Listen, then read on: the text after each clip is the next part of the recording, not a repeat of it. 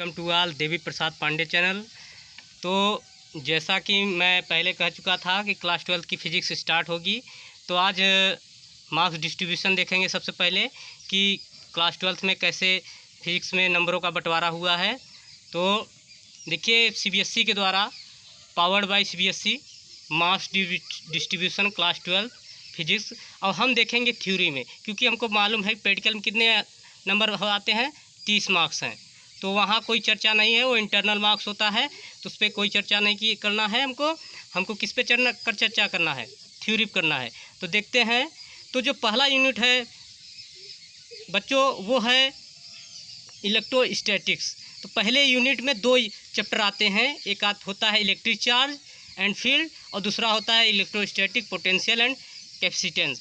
तो जो electric charge और फील्ड्स होता है, इसमें हम इलेक्ट्रिक चार्ज के बारे में पढ़ते हैं, कंजर्वेशन ऑफ चार्ज के बारे में पढ़ते हैं और चार्ज की प्रॉपर्टी के बारे में पढ़ते हैं कि चार्ज क्या होता है, उसकी क्या गुण होते हैं। और कूलॉम्स लॉ आप लोग जानते ही होंगे, कूलॉम्स लॉ बहुत फेमस है, जो दो चार्ज के बीच में फोर्स लगता है। तो ये सब चीज़ें चर्चाएं इसमें होती हैं। और सुपरपोजिशन प्रिंसिपल के बारे में पता करते हैं, क्योंकि जो सुपरपोजिशन प्रिंसिपल कहता है कि जो रिजल्टेंट ऑफ चार्ज निकालने के लिए इसका यूज किया जाता है। तो जो यूनिट फर्स्ट है उसमें से 10 मार्क्स आते हैं। कितने नंबर का आते हैं? 10 मार्क्स। और जो सेकेंड यूनिट इलेक्ट्रोस्टैटिक पोटेंशियल के बारे में हम बात करते हैं, तो इसमें डाइलेक्ट्रिक कांस्टेंट पढ़ेंगे हम, और पॉइंट चार्ज के द्वारा इलेक्ट्रिक फील्ड पोटेंशियल कितना होता है ये पढ़ेंगे, कैपेसिटेंस पढ़ेंगे और एनर्जी स्टोर इन कैपेसिटर पढ़ेंगे। तो इतनी चीज़ें हम किस में पढ़ेंगे? Electrostatic potential and capacitance. और जो इलेक्ट्रिक फील्ड है जो यूनिट, उसमें हम इलेक्ट्रिक फील्ड एक पॉइंट चार्ज के द्वारा कितना जनरेट होता है ये भी पढ़ेंगे। इलेक्ट्रिक फील्ड लाइंस पढ़ते हैं, इलेक्ट्रिक डाइपोल मोमेंट के बारे में चर्चा होती है, और ये देखते हैं कि एक डाइपोल के द्वारा कितना इलेक्ट्रिक फील्ड प्रोड्यूस होता है। तो इतनी चर्चाएं इलेक्ट्रोस्टैटिक पोटेंशियल में हम लोग देखते हैं, और इससे 10 नंबर के एग्ज़ाम में क्वेश्चन आते हैं। अब हम बात करते हैं करंट इलेक्ट्रिसिटी बारे में। किसके बारे में? Current electricity. तो ये 6 मार्क्स दे के जाता है। कभी कभी ऐसा होता है कि ये 3 मार्क्स का हो जाता है और ये 13 मार्क्स का हो जाता है। तो दोनों अगर यूनिट का मिला के देखा जाए तो 16 मार्क्स हो जाते हैं।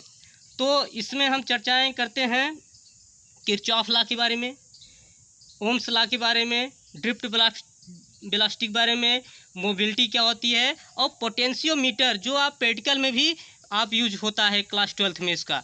तो इतनी चीज़ें इसमें इस चैप्टर के अंतर्गत आती हैं। बहुत आसान है, मैं आपको हर एक चीज़ बहुत अच्छे तरीके से पढ़ाऊँगा, क्योंकि जो देवी प्रसाद पांडे चैनल है उसका यही मोटो है कि आपको एक अच्छी शिक्षा प्रोवाइड की जाए और आप अच्छे मार्क्स पाएँ। क्लास 12 में आप एक बेहतरीन तरीके से अपनी पढ़ाई जारी रखें और अपने मंजिल को पा सकें। और अब देखते हैं तीसरा यूनिट। और तीसरा यूनिट होता है मैग्नेटिक इफेक्ट ऑफ करंट।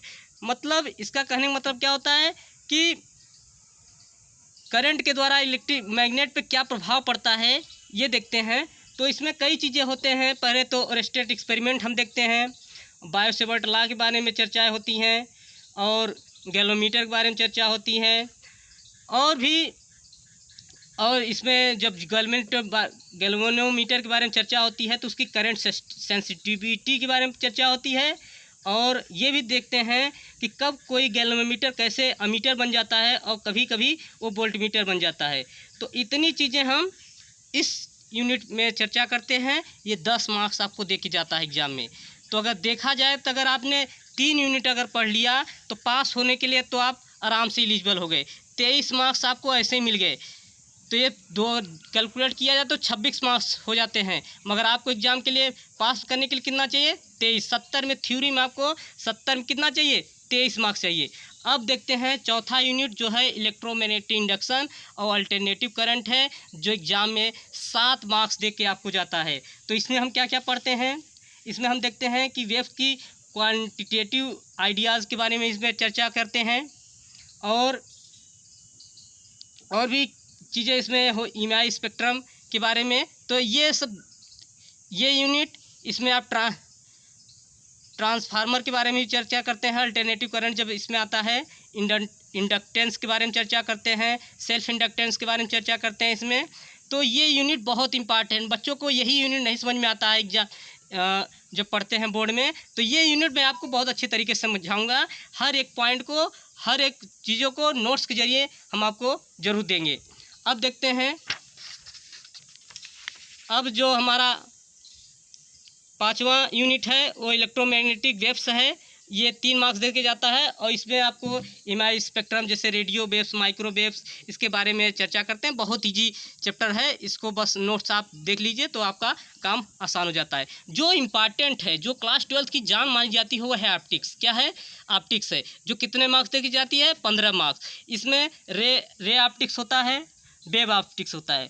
तो अब हम देखते हैं रे ऑप्टिक्स में क्या क्या पढ़ते हैं हम। रिफ्लेक्शन ऑफ लाइट पढ़ते हैं, रिफ्रैक्शन ऑफ लाइट पढ़ते हैं, स्कैटरिंग ऑफ लाइट पढ़ते हैं। मगर जो वेव ऑप्टिक्स है, यही वेव ऑप्टिक्स बच्चों को नहीं समझ में आता है। रे ऑप्टिक्स तो काफ़ी बार पढ़े हैं इसलिए समझ में आ जाता है, मगर वेव ऑप्टिक्स में बहुत डिफ़िकल्टी होती है। इसमें आप वेव फ्रंट पढ़ेंगे, इंटरफेरेंस पढ़ेंगे, हाइगन प्रिंसिपल पढ़ेंगे, यंग डबल स्लिट एक्सपेरिमेंट पढ़ेंगे जो बहुत इंपॉर्टेंट है।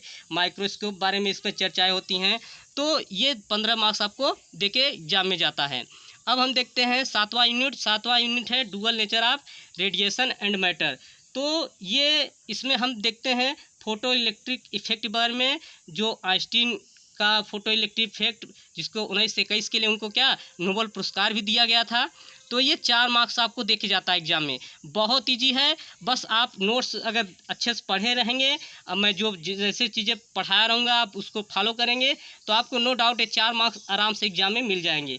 इसी चैप्टर में हम देखते हैं de Broglie relation and deviation Germer experiment भी इसी में देखते हैं, और ये तो 4 मार्क्स आपको आसानी से मिल जाते हैं। अब देखते हैं 8वां यूनिट, वो है एटम्स एंड न्यूक्लियाई। तो इसमें एटम और न्यूक्लियाई के बारे में चर्चा करते हैं और ये 8 मार्क्स देके जाता है। इसका मतलब है कहीं ना कहीं बहुत इंपॉर्टेंट है। और इसमें हम रदरफोर्ड मॉडल ऑफ एटम देखते हैं, बोर मॉडल देखते हैं, हाइड्रोजन स्पेक्ट्रम देखते हैं, डीके लॉ देखते हैं और मास ऑफ एनर्जी देखते हैं। तो इतनी चीज़ें इसमें आती हैं और बहुत आसानी से मैं इसको पढ़ाऊँगा, बहुत विधिवत तरीके से पढ़ाऊँगा। अब देखते हैं 9th यूनिट, जो क्या है इलेक्ट्रॉनिक डिवाइसेस हैं। तो इलेक्ट्रॉनिक डिवाइसेस में हम देखते हैं वेव रेक्टिफायर के बारे में देखेंगे, गेट के बारे में चर्चाएं होंगी। तो ये सब चीज़ें इस यूनिट में आती हैं और बहुत लगभग जेनर डायोड के बारे में चर्चा करेंगे। तो बहुत अच्छे तरीके से चर्चाएं होंगी और हर एक यूनिट को, हर एक टॉपिक को बहुत विधिवत तरीके से, जिससे आप एग्ज़ाम में नोट्स प्रोवाइड हो सके आपको और आप एकदम सॉलिड तरीके से अपनी पढ़ाई स्टार्ट रखें। तो कुल अगर जोड़ा जाए, electrostatic current, electricity, magnetic effect of current, electromagnetic induction, alternative current, electromagnetic waves, optics, dual nature, atoms and electronic device, तो कुल 70 मार्क्स आपका क्या बनता है, थ्योरेटिकल बनता है। कितना मार्क्स का? 70 मार्क्स का। तो हमें आशा है, मैं आपकी पूरी कोशिश करूंगा कि आप एग्ज़ाम में 70 मार्क्स में 70 मार्क्स पाएँ। तो बच्चों ये भी ध्यान रखना है कि मैं तो आपको एक गाइडलाइन दे सकता हूँ, मार्गदर्शन कर सकता हूँ, मगर अगर आपको 70 में 70 पाना है तो आपको मेहनत करना पड़ेगा। जितनी वीडियो जाए उसको आप अंत तक वॉच करें और कमेंट करें। जहाँ भी आपको परेशानी हो आप ज़रूर कमेंट करें। अब आज से शुरुआत हो चुकी है, कुछ टेक्निकल प्रॉब्लम होने की वजह से कुछ वीडियो डिलीट हो चुके थे, मगर अब ऐसी कोई वो जो टेक्निकल प्रॉब्लम थी ख़त्म हो चुकी है। अब आपको हर रोज़ फिजिक्स के एक लेक्चर जाएंगे, मिलेंगे आपको, आप उसको वॉच करिए। कैसा लग रहा है वीडियो, देवी प्रसाद पांडे चैनल आपके लिए कितना कारगर है, ज़रूर कमेंट करें। और इन्हीं बातों के साथ तो हम यही आशा करेंगे कि आप हमारा साथ देंगे और देवी प्रसाद पांडे चैनल को लाइक करेंगे, सब्सक्राइब करेंगे, कमेंट करेंगे और ज़्यादा से ज़्यादा प्यार इस चैनल को देंगे। धन्यवाद, थैंक यू।